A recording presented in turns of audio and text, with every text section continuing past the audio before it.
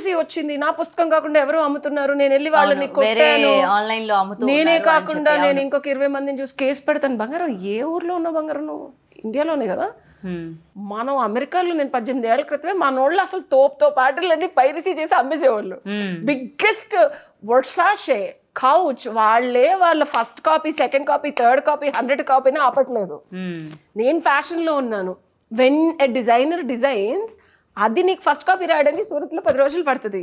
నువ్వు ఏ పుస్తకం గురించి మాట్లాడుతున్నావు, ఏ కాలంలో ఉన్నావు, ఎందుకు వెళ్ళి గొడవ పడుతున్నావు అంటే, యాజ్ అ రైటర్గా నీ జర్నీ నీ పూర్వీకుల డిఎన్ఏ వల్ల యాక్టివేట్ అయ్యి వాళ్ళ బుద్ధి జ్ఞానంతో ఈ అమ్మాయి ఆగిపోతుంది. రైట్. నేను చెప్పట్లేదు, ఇది ఆవిడ మాట్లాడిన మాటలు, ఆవిడ కదలికలు, ఆవిడ మాట, బిహేవియరు, ఆవిడ తీసుకునే యాక్షన్స్, ఆవిడ ప్రొడ్యూస్ చేసే రిజల్ట్స్. రియాలిటీలో బుద్ధి జ్ఞానం ఉన్నవాళ్ళు అంటున్నాను. ఐమ్ సో సారీ అమ్మా, బట్ సారీ ఇలా మాట్లాడచ్చు కదా అంటే నా ఫీలింగ్ ఇది. I have a self expression, నేను తిట్టట్లేదు. బట్ బుద్ధి జ్ఞానం, నువ్వే చెప్పావు కదమ్మా చాట్ జీపీటీలు గూగుల్ చేసుకోమని. ఆ గూగుల్ చేసిన ప్రస్తుతం ట్రెండ్లో పుస్తక ప్రచురణ, పైరసీ ఎంతవరకు నా బిజినెస్కి సక్సెస్కి కాన్ఫ్లిక్ట్ అవుతుంది అని ఒక గూగుల్ సెర్చ్ చేసుకున్నా, అమెజాన్లో డిజిటల్ ప్రింట్ చేసుకొని నీ పుస్తకాన్ని నువ్వు ముందుకు తీసుకెళ్తావు. ఈవిడ 100 ఏళ్ల క్రితం వాళ్ళ తాతగారి దగ్గర ఆగిపోయి ఈ ఈ కాన్ఫ్లిక్ట్ అనేది ఈవిడ బుద్ధికి ఎందుకు అర్థం కావట్లా అంటే, ఈవిడ సొంతది కాదు ఇది.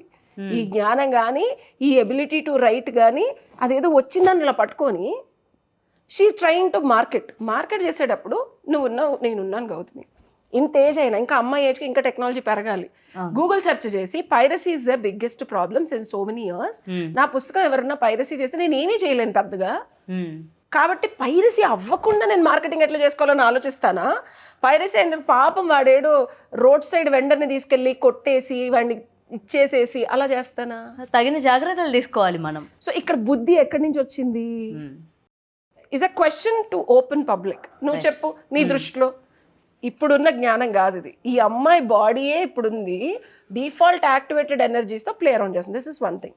సెకండ్ థింగ్, అమ్మ చడ్డీ ఆరేస్తే, అబ్బాయిల చడ్డీ దండం మీద ఆరేస్తే పితృస్వామ్య సమాజం, పేట్రియాటిజం, దానికి ఈక్వాలిటీ, ఫెమినిజం అని మాట్లాడుతున్నారు.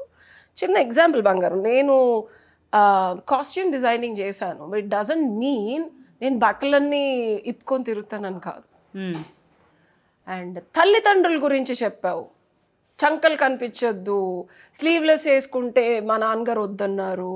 అండ్ బాగా వేడిగా ఉన్న బస్సులో నేను చున్నీ వేసుకుంటే ర్యాషెస్ వచ్చి ఇంటికి వెళ్ళిన తర్వాత దురదలు వచ్చాయి నాకు. అదే వేరే అబ్బాయి షర్ట్ తీసేశాడు, బనీన్తో ఉన్నాడు. ఈ మాటలు గౌతమి మళ్ళీ 1980s or 1960s or 1940sలో నేను ఒప్పుకుంటా. అదే ఇప్పుడు నిజంగా ఆడపిల్లలకి అంత స్వతంత్రం లేదంటారా? అంటే నచ్చిన డ్రెస్సులు వేసుకోవడం కానీ, నచ్చినట్టు ఉండడం మాట్లాడుతుంది ఈ అమ్మాయి అనిపించింది.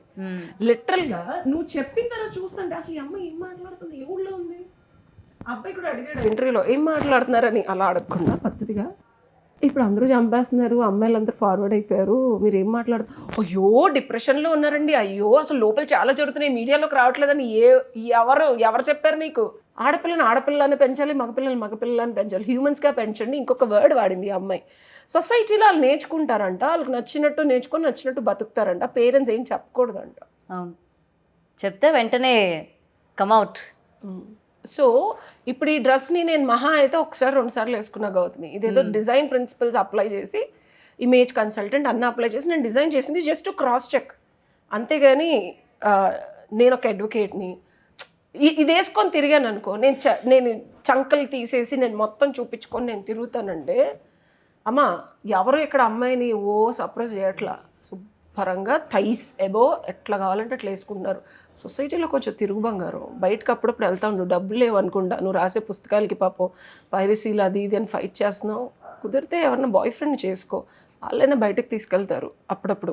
అట్లీస్ట్ డేట్ కన్నా వెళ్ళినప్పుడు ఈ అమ్మాయికి అవగాహన వస్తుంది కాబట్టి బయట పబ్బుల్లో అమ్మాయిలు బట్టలు ఎలా వేసుకుంటున్నారు, సొసైటీలో అమ్మాయిలు. మనం డైరెక్ట్ గా ఈ అమీర్పేట్ లేకపోతే అంతవరకు ఎందుకు మనం ఏ కాలేజ్ దగ్గర సాఫ్ట్వేర్ ఆఫీసర్ దగ్గరికి వెళ్ళినా మనకు కనిపిస్తారు కదా. అమ్మాయి బయట తిరగట్లేదు కాబట్టి ఇంట్లో కూర్చొని 4 గోడల మధ్యలో ఉండి, అండ్ షీఈ్ నాట్ అంటే నలుగురిలోకి వచ్చేటప్పుడు నలుగురిలో తిరగాల ముందు. నేను అంతెందుకు సూరత్ వెళ్ళాను. నేను సూరత్లో ఇక్కడ వరకే, ఇక్కడి నుంచి మళ్ళీ ఇక్కడ వరకే డ్రెస్లు. సూరత్ సచన్ గుజరాతీ లైక్ వాళ్ళు 20 yearsకే పెళ్ళిళ్ళు చేసేసి అట్లాగా అంత అప్స్కేల్డ్ ఉండదు. రోడ్ మీద తిరుగుతున్నారు అట్లాగా. Before you talk anything we need to research కదా. ఎవరమ్మా బట్టల్ని సప్రెస్ చేసేది, ఎవరమ్మా బ్రా అబ్బాయిది పురుషాధిక్య సొసైటీ వల్ల అమ్మాయిలు బ్రా చూస్తే టెంప్ట్ అయిపోతారని ఆరేయట్లేదు. ఏం మాట్లాడుతున్నావు నువ్వు? ఓన్లీ బ్రాలు వేసుకుని తిరుగుతున్నారు సరదాగా. సాయంత్రం నేను డబ్బులు లేకపోతారా, నేను తీసుకెళ్తా పబ్కి, గౌతమి మీరన్నా పిలవండి అమ్మాయికి ఒక మంచి పార్టీ ఇద్దాం. సో సమాజంలో తిరగమను అప్పుడప్పుడు, ఎప్పుడు కాకపోయినా. అప్పుడప్పుడు తిరుగుతూ ఉంటే నువ్వన్నా మాట్లాడాలనేటప్పుడు అర్థం అవుతుంది నీకు. అర్థం కాకుండా వ్యర్థమైన ప్రేలాపనలు చేయడం వల్ల సొసైటీలో నీ మాటలు విని ఏ ఆడపిల్ల అయినా సరే అట్లాంటి పిచ్చి డెసిషన్స్, అంటే తల్లిదండ్రుల ఇల్లు తల్లిదండ్రులదట, అత్తమామల ఇల్లు అత్తమామలదట, అమ్మాయికి ఏమి ఇల్లు అంటేనే ఉండదు. అమ్మాయికి ఇల్లు అంటే మరి నీలాగా బుద్ధి కుశలత లేని అమ్మాయిలకి బుద్ధి మాంద్యత, బాడీని చూపించుకొని అటెన్షన్ సీకింగ్ తీసుకొని, డెఫినెట్గా నేను చాలా గోత్రూ అయ్యాను ఎమోషనల్గా. I also gonna through. ప్రతి మనిషి అప్పుడే పుస్తకం రాయగలడు. బట్ నేను గోత్రూ అయ్యి నా ఎమోషనల్ స్కార్స్ కనిపిస్తాయా నీకు ఎక్కడన్నా? లేదు. ఇంత చెప్తాను నేను, అందరూ నవ్వుతారు. ఎవరికా నువ్వు స్టోరీ చెప్తా, నువ్వు కూడా అంటావు అన్ని స్టోరీ. ఎప్పుడైతే నువ్వు ఎమోషన్స్ నుంచి హీల్ అయ్యి బయటకు వచ్చింది, ఇన్ని సంవత్సరాలు పట్టింది గౌతమి. నేను మీడియాలో అంతకుముందు మాట్లాడాను, కానీ when I want to talk, 1,00,000 మంది వింటే, 10 మందిలో నా వల్ల కొంచెం చేంజ్ వచ్చిన, లేకపోతే ఒక్క మనిషి మారినా, that is the biggest win for. అవునా? అందుకు మాత్రమే నేను షేర్ చేస్తా. నేను హీల్ అయ్యా. నా ఎమోషనల్ ట్రామా కానీ నా ఎమోషనల్ టార్చర్ కానీ నాతో లేదు. దాన్ని ఎప్పుడో క్లీన్ చేసేసుకున్నా. Now I'm like flying with feathers. నా వెయిట్ ఉండదు, ఎమోషనల్ వెయిట్ ఉండదు. ఇప్పుడు రీసెంట్గా మొన్న కూడా ఒక అబ్బాయి నన్ను కొట్టాడు, ఒక 10-15 days బ్యాక్. అబ్బాయిని అవాయిడ్ చేశాను, వేరే అబ్బాయితో మాట్లాడి. Can you believe that? 8 times కొట్టాడు నన్ను. సీరియస్లీ. అయ్యో నిజంగా 24 hours టైం తీసుకున్నా. బాగా ఏడ్చాను, ఫీల్ అయ్యాను. It's like out of it. Okay, నువ్వు హీల్ అవ్వకుండా మాట్లాడితే ఇలా ఉంటుంది. నేను చెప్పొచ్చేది ఏంటంటే, ఎవరు గొప్ప వాళ్ళు కాదమ్మా, అందరూ లైఫ్లో గోత్రూ అవుతారు, అందరూ బాధలు పడతారు. బట్ సమాజంలోకి వచ్చిన ఎవరినో చెప్దాం అనుకున్నావు అంటే అది నలుగురి బుర్రల్లోకి ఒక 10 ఏళ్ళు. నేను 10 ఏళ్ల క్రితం వనితా టీవీలో చేసిన యోగా వీడియో ఇప్పటికీ ఉంది. అంటే ఒక 10 ఏళ్ళు ఎంతమంది చూస్తారు దాన్ని? మినిమం నేను అనుభవంతో చెప్తున్నా, అంతకుమించి చెప్పట్లా. 11 ఏళ్ళని కూడా నేను అనుభవించి 10 ఏళ్ళు. 10 ఏళ్ల క్రితం నా వీడియో ఇప్పటికీ యూట్యూబ్లో ఉంది గౌతమి.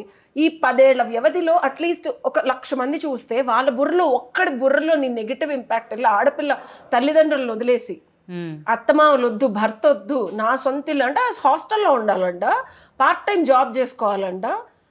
ఏమ్మా ఏం చెప్తున్నావు?